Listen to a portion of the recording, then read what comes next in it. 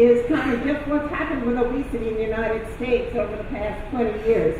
You can see that 20 or 25 years ago there was very little obesity, and as time has gone on, the obesity has dramatically increased across the U.S. And as I said before, this is not a situation unique to the developing world. We are finding that obesity is increasing in low and middle income countries as well.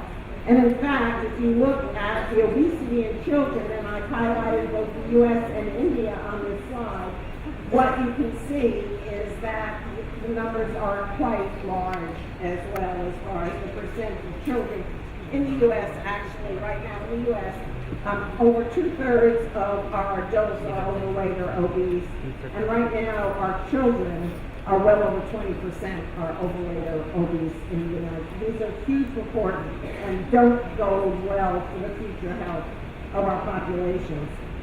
But I think it's important to understand that obesity disproportionately affects more women than men.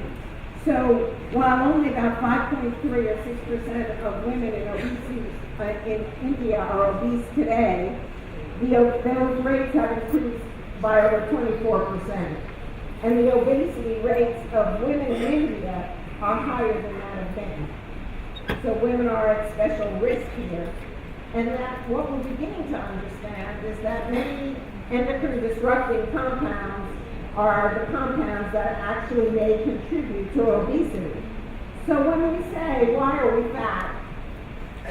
I'm never going to say to anyone, you don't have to exercise at all, and you can eat as much as you want. That's clearly an issue.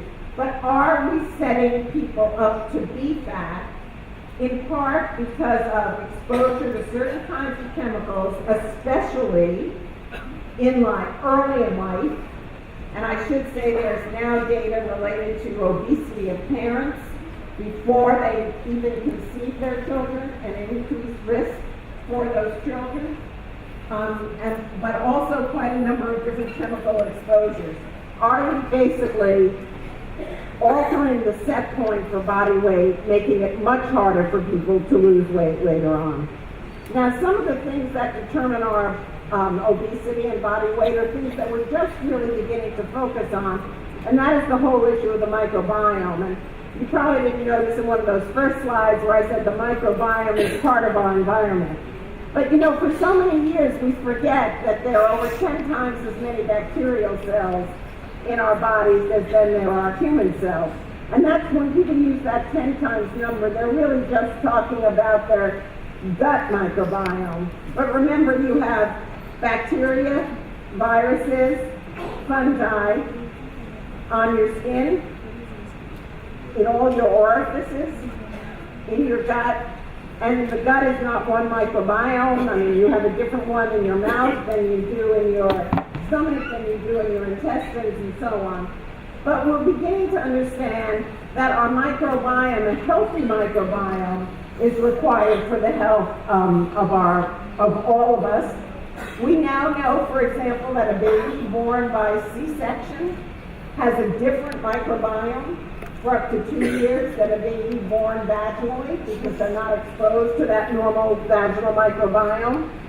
We are understanding that the gut microbiome of the mother is associated with basically the weight and the gestational weight gain and metabolic biomarkers in pregnancy. And again, many different kinds of environmental chemicals influence the composition of the microbiome.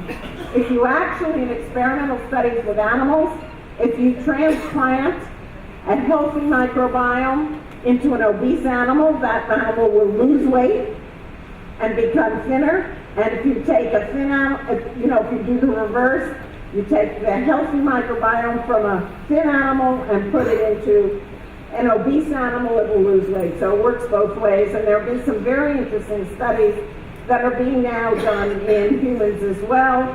For example, showing how artificial sweeteners are altering our gut microbiome, and that in fact are predisposing to metabolic syndrome and type 2 diabetes in humans, and we have animal models that mimic it as well.